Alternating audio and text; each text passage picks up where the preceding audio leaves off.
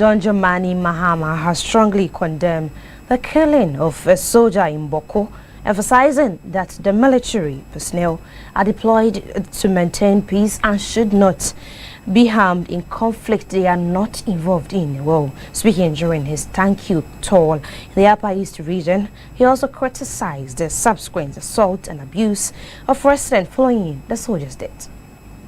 I wish to take this opportunity to condemn the killing of a member of the Ghana Army recently in Boko. The members of the Ghana Armed Forces in the conflict zone are peacekeepers who have been sent there to protect life, limb, and property. It is unacceptable for them to become targets of a conflict to which they are not a party to. I, in the same vein, wish to condemn the high-handed response of our men in uniform, which resulted in assaults and injury of many innocent civilians. I can understand the righteous anger at the loss of a colleague serviceman, but we must exercise restraint and use effective intelligence gathering to identify and bring the culprits to book. I wish on this occasion to extend my condolence to the family of the deceased soldier, and at the same time to extend my sympathies to all those who were assaulted or injured in the military counteraction. The progress of our nation depends on the shared effort of all its people towards a common purpose and a collective vision for prosperity. The Upper East region, like every other part of Ghana, deserves its fair share of development, not as a favor, but as my government's actionable commitment to equitable investment in infrastructure, agriculture, healthcare, and education, and social welfare as a testament to our belief that no Ghanaian should be left behind. Away from that story, Deputy Minister of Justice and Attorney General Justice Ramsay has defended the recent raid on the home of the former governor of the Bank of Ghana, Dr. N.S. Addison, asserting that it was conducted lawfully. His remarks follows allegations against the national security operatives for raiding Dr. Addison's residence on Wednesday. While speaking to journalists in Accra on Thursday, Mr. Ramsay took responsibility for the raid and clarified that it was carried out with proper legal authorization.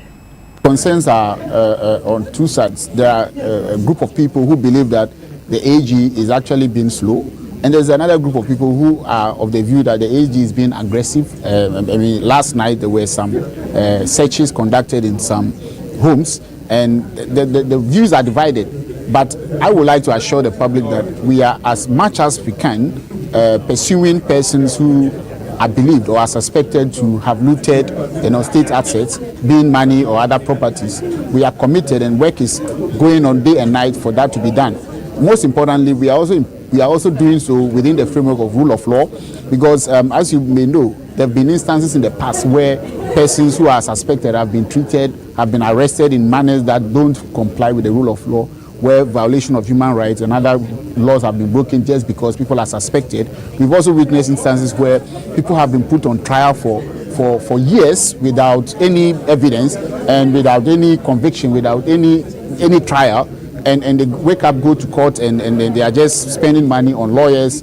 We are determined, and when I say we, I mean my boss, the Attorney General. He is of the view, his policy is that he will not put anyone before any court without having sufficient evidence to prosecute the person. So the reason for the delay we are seeing, or what most of the public are seeing as delay, is that we are making sure that we get the right. We get it right. We get the evidence before we put someone in court. We are not in the business, or we will not be in the business of putting people before the court and now seeking permission to go and now look for the evidence. At least we must have what we call sufficient evidence to be able to put people before criminal court. Council, so you're saying the searches, including the BOG, former BOG governor, was sanctioned by your office? So the offices, there are so many. So if you look at how government works, we work with other institutions, and people submit complaints. So, but every search that you see, is part of the government framework to fight the corruption, and we take responsibility for the search that are happening. And we want to make it clear that Those searches and the mode in which they were done in accordance with law. Warrants were procured and warrants were used to conduct those searches.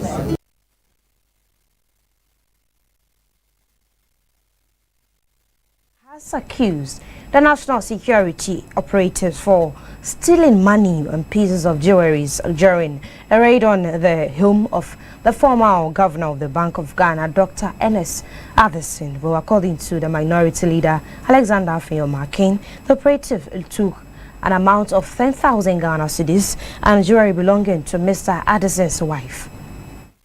The minority caucus is here to express its concerns about the growing lawless conduct of our national security operatives who the government has unleashed on opponents, particularly the MPP appointees of former President Nana Addo Dankwa Akufo-Addo. We've heard of some raids, and in some cases, these so-called security operatives rob these officials when they are leaving their premises. They force their way, overpower the security, and enter these premises. This Rambo-style approach must cease. This is the first time in the history of our country that a governor of a central bank is being subjected to such a treatment. Unfortunately for the governor, some 10,000 cedis on his bed could not be found. So some of these hungry party foot soldiers that they use, who parade themselves as national security operatives, after all, perhaps not even being paid, and they use this opportunity to steal.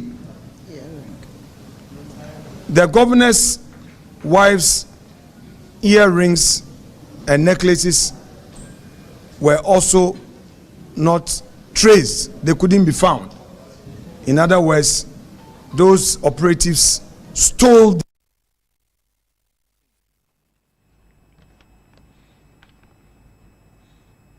Well, from that story, President John Dramani Mahama has urged the managing director of the airport to secure public-private partnership funding for the construction of Wagatanga Airport, emphasizing the importance of development in the region. In pursuit of these objectives, I've asked the Minister of Finance to fast-track efforts to unlock funds for stalled infrastructure projects in the Upper East region.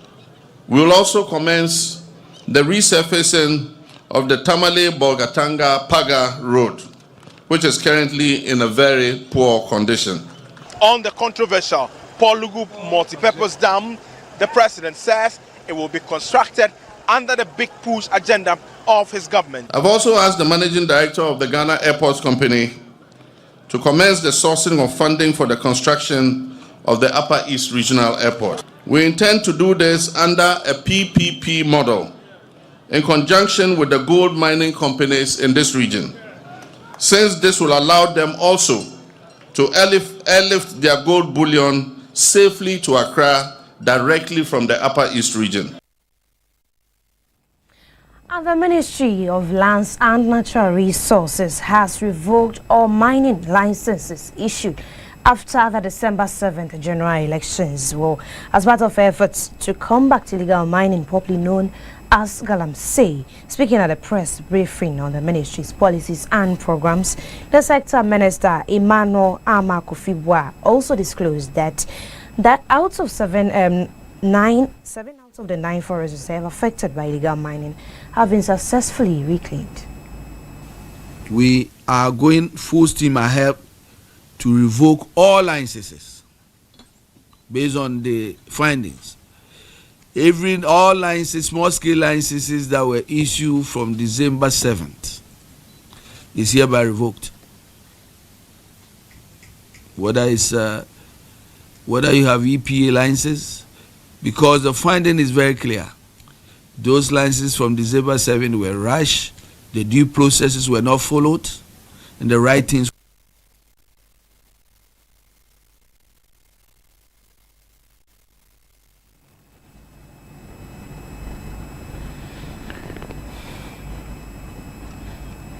And let's do stories on consumer rights at risk, where retired Supreme Court Judge and Board Chairman of Caci International, Justice Caci, has called on the government to pass the long overdue Consumer Protection Bill into law within the year. While speaking at the World Consumers' Rights Day and launch of the State of the Ghanaian Consumer Report 2025, in Accra, Justice Caci emphasized the importance of consumer rights as a vital extension of justice.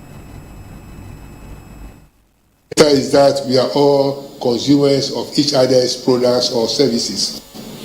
Distinguished ladies and gentlemen, it is the hope that the Ministry of Trade, Industry and Agribusiness and Government will heed this call and pass the long overdue Consumer Protection Law this year. Such a law will provide a unified framework to protect consumers, bridge regulatory gaps, and empower citizens to demand accountability from service providers.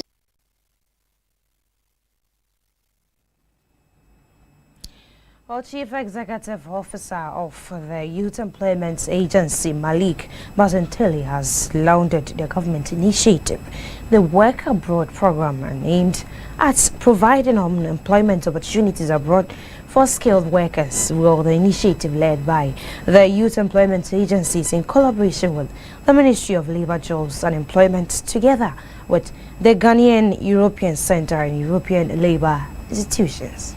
Safer legal pathways for employment abroad, which will safeguard the rights and welfare of the Ghanaian migrant worker, to reinforce our national commitments to ethical and responsible labor mobility. I have said in this regime, in my period as a minister, we will not tolerate to go and working and be punished for going there to work.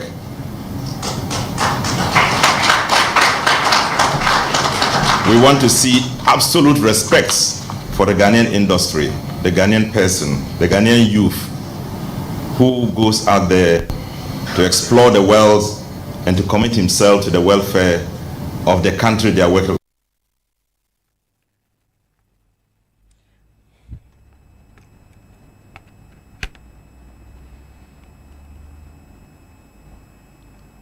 Our Minister for Energy and Green Transition, Honorable John Abdullahi Jinapor, has announced an ambitious plan to convert a significant number of traditional fuel stations into electric vehicle charging centers.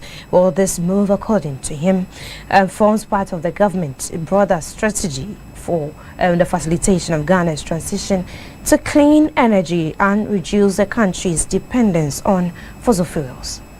In about 10 years, whether we like it or not, we are going to see a lot of electric vehicles in this country, because we depend on so much second-hand cars.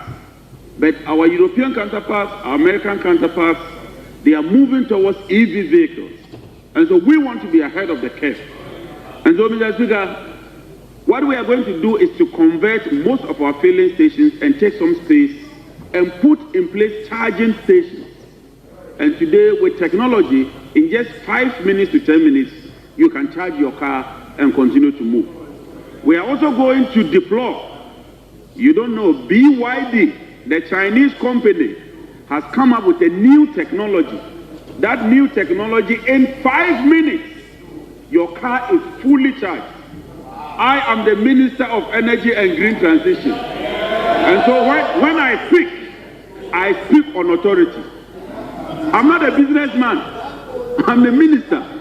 So please listen to me. Mr. Speaker, we are also going to deploy solar street lights. What we want to do is to take most of the street lights off the grid. When we succeed in doing that, it deals with our peak demand.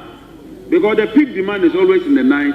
It also deals with capacity charge, and for me, that will really, really help us as far as this country's energy drive is concerned. We are working with the Ministry of Energy to put a lot of institutions in the education sector, such as schools, on solar panels.